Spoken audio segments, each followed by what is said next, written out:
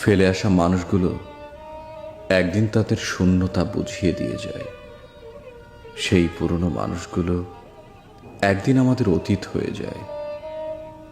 যে মানুষগুলোকে একদিন স্পর্শ করার তীব্র বাসনায় অতৃপ্ত আত্মার টান জমত, সেই জমে যাওয়ার টানে জং ধরে, মরিচা পড়ে, মায়ের টানে ভাটা পড়ে, বুকের ভেতরটা হু হু করে চিৎকার দিয়ে বলে যায়, তোমার জীবনের কালো অধ্যায় আমি।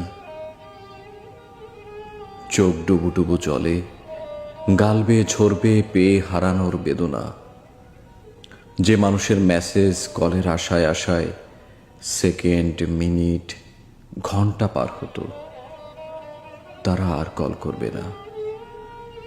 অপেক্ষায় থাকতে থাকতে তাদের মস্তিষ্কের স্নায়ুকোষ থেকে আমরা কখন বের হয়েছি বা বের করে দিয়েছি তা কখনো হিসাব করতে বসিনি।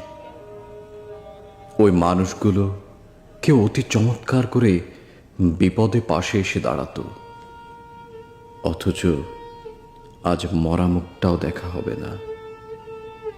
পরিস্থিতি আর পারিপার্শ্বিকতা সবটুকু দিয়ে সে সময় আর যাওয়া হবে না। যে মানুষদেরকে আমরা বলতাম, তুমি কে, তারাই একটা সময়ে আঙুল উঁচিয়ে বলে, আজ বলো তো আমি কে। আমরা সবাই অতীতের দিকে তাকিয়ে দীর্ঘ শ্বাস ফেলে যে যার বাস্তব জীবনে ফিরি, কিন্তু অনেকেই মুভ অন করতে পারে না।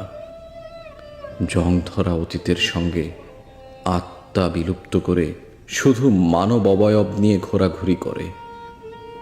জীবন চলবে জীবনের গতিতে, জীবনের ছন্দে, আনন্দে, কিন্তু ওই মানুষগুলো আর আমাদের না।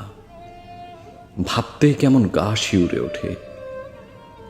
কত শত হাজার প্রতিশ্রুতির কবর হয় একটা সম্পর্ক ভাঙার সাথে, তাই না? যে মানুষের প্রতি অধিকার, দাবি সবটুকু ছিল, আজ ওরা অন্যের।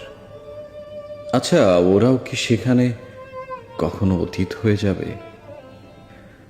জীবনের কঠিন সময় পার করার একটা মহা ঔষধ, একটা মুস্কি হাসি।